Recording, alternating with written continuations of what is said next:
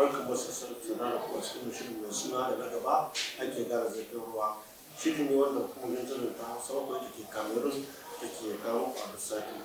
A cikin shirin na wani wata bakunmu wanda ke gabatar muku da sunan shi da kuma matsayin shi.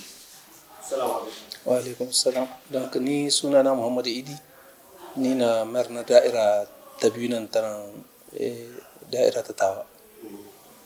To, mai girma magajin gari na da'ira ta biyu a nan jihar Tawa da wurin Nijar da yake shirin namu na yau bisa kan matasa ne. Wani shawarar da kuma matasa da su taya su dogara da kansu kuma su nemi ilimi. Shawarar da nake ma matasa, ko da shike dai ka zo daidai inda zan faɗa ma da ke matasa sun yi kashi 50 cikin 100 a nan da'irar ga tamu ta biyu ta Tawa. Don kiran da nake na matasa yau mun shigo cikin yanayi wanda ya kamata matasa su tashi tsaye da kansu, su mai da hankali ga karatun da suka yi, su mai da hankali ga ayyukan da suka yi na hannu don su ci gashin kansu da kansu. Saboda lokaci yanzu ya huce na a zo a yi zaman hwada a ini ana shan shayi ko ana wani shaye-shaye ko ɗansu abubuwa da wasu kamata ba.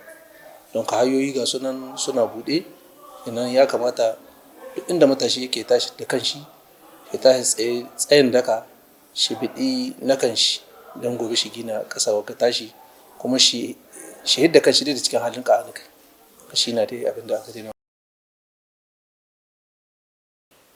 Haka nan ne, shi ci gaban yaro daga dama daga famin shi na, daga iyayen shi ne. Don ka uwaye suna ya kamata su tarbiyyar da yaro, su nuna ma yaro hanyoyi ga sunan shi zan ciwon kanshi, su kula da lakwalki shi, su kula da vraiment ci da shan shi har lokacin da ya kai inda zai ɗaukar nauyin kanshi. Idan ya zan babu tarbiyya babu kulawa, ka sake yaro ya hita baka san inda ya tai ba, baka san da washi ka hulɗa ba.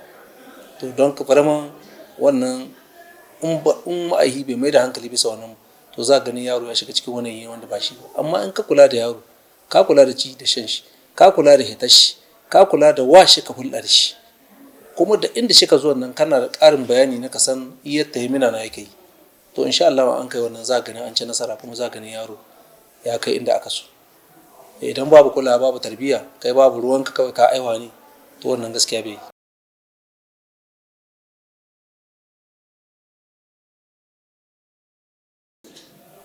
To ita waga gwamnati tamu CNSP wadda a ƙarƙashin jagorancin mai girma General de Brigade Abdurrahman Chani da shi da gwamnatin shi da Muhammad Lamin Zan yake sha, sai in ce mu sai mu ce ma alhamdulillah.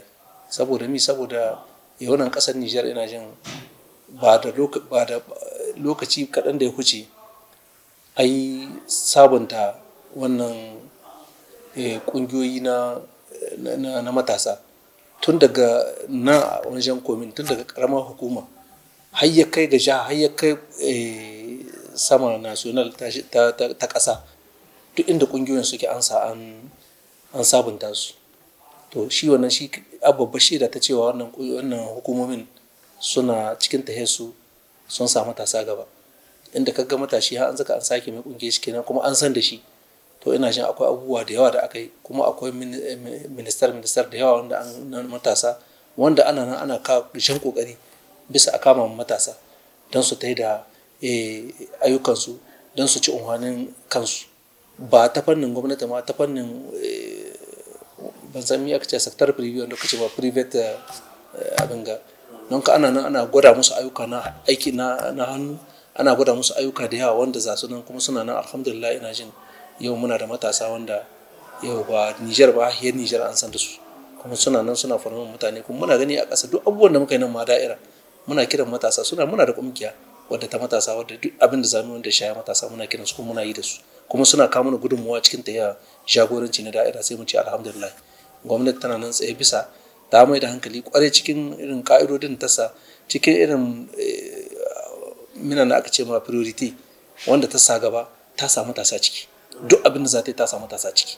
To ina ganin wannan insha Allah zai tasiri, saboda matasa suna manyan gobe, kuma matasa sun gane da cewa kama aiki ba cikin gwamnati na dai aka iya samu shi ba, kuma gwamnati ta gane da haka nan saboda haka nan sektar privé na ana ta bunƙasa shi, ana ta tattalin shi, kuma matasa sun gane suna nan, matasa suna ta ayyuka wanda ya zanna su ba cikin an samu diploma, gwamnati ta yaye ka, ta rene ka, ta kai ka wani lokaci, to yanzu ka haita kana bi da gashin kanka. Don ka ina ganin wannan gudunmawa yana da tasiri, kuma insha Allah ga irin da dai gushin kokarin da hukumomin suka yi, in Allah da ina jin duk wannan abubuwan da ka cikas ga rayuwar matasa, ka cikas ga tattalin arzikinmu na fannin matasa, insha Allah gwamnati tana bisa gare shi na ta kama. Da ni kai ma al'ummar Nijar fata ta farko, fata ce ta kwanciyar hankali ya tabbata a cikin ƙasa, saboda in babu kwanciyar hankali to babu zancen ci gaba.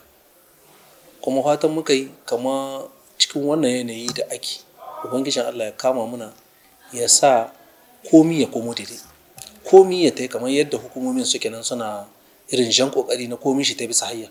To muna fatan wannan Allah gwada mana, kuma Allah kama musu cikin irin jagorancin cikin irin famar da suka yi, shi zan da ke vraiment komi ya tai daidai. Dan Nijar duk inda zai zuwa, duk inda shi kuma da duk inda zai zuwa, shi zan da za a kama shi da girma, za a kama shi da daraja, za a kama shi da muhimmanci. Kuma fatar da zamu yi sai mu ce ubangijin Allah ya sa wannan ƙasa tamu cikin irin tunda ƙasa ta manoma da makiyaya, fata na muka yi ubangijin Allah ya sa shi kawo mana damuna mai albarka cikin tahiya, shi kawo mana alheri cikin ƙasarmu, kuma shi raba mu da shirin masu shiri. Ni sai in ce vraiment fata da nika yi fata ce ta ci gaba, fata ce kuma ga zuwa ga shugabanninmu da ke cikin irin wanga aƙidar sun ka ɗauka, cikin irin wanga tsari suke na fata ta 'yan ƙasa su zaka duka su mara musu, kama musu